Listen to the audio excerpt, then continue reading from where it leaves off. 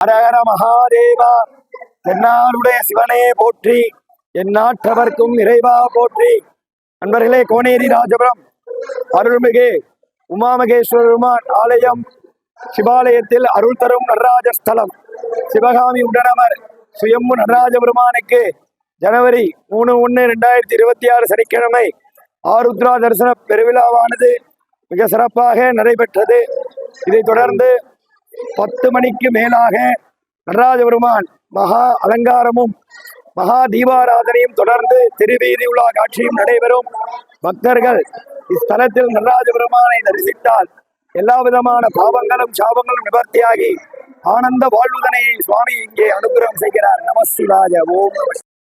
உலகின் மிக உயரமான நடராஜர் சிலை திருவாதிரை திருநாளை முன்னிட்டு குத்தாலம் அருகே உள்ள பிரசித்தி பெற்று கோனேரி ராஜபுரம் நடராஜர் கோவிலில் நடைபெற்ற ஆருத்ரா தரிசனத்தில் திரளான பக்தர்கள் கலந்து கொண்டு தரிசனம் செய்தனர். மயிலாடுதுறை மாவட்டம் குத்தாலம் தாலுகா கோனேரி ராஜபுரத்தில் திருநாகேஸ்வரம் ராகு பகவான் சுவாமி கோவிலின் உப கோவிலான தேக சௌந்தரிய அம்பாள் உடனுரை உமா மகேஸ்வரர் திருக்கோவில் அமைந்துள்ளது. இத்திருக்கோவிலில் எழுந்தருளி இருக்கும் ஆனந்த குத்தராகிய ஸ்ரீ நடராஜ பெருமான் உலகின் மிகப்பெரிய வடிவமாக 8.5 அடி உயரம் கொண்டு காண்போரை சுண்டி இழுக்கும் நர்தன சுந்தர நடராஜராக விளங்குகிறார்.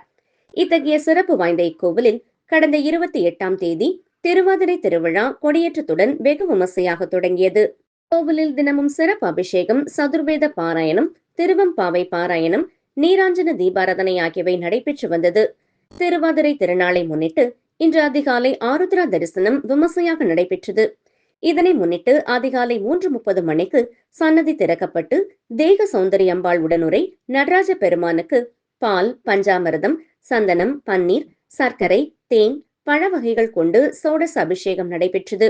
பின்னர் திராட்சை மாலை, நகைகள், உத்ராட்ச மாலை, வண்ணமலர் மாலைகள், புலித்தோல் பட்டாடை அணிவிக்கப்பட்டு சிறப்பு அலங்காரம் செய்யப்பட்டது.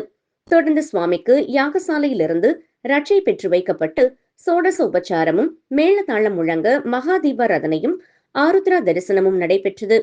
பூஜைகளை சதாசிவம் குருக்கள் உள்ளிட்ட சிவாச்சாரியார்கள் செய்திருந்தனர். இதில் மயிலாடுதுறை மாவட்டத்தைச் சேர்ந்து திரளான பக்தர்கள் கலந்து கொண்டு தரிசனம் செய்தனர்.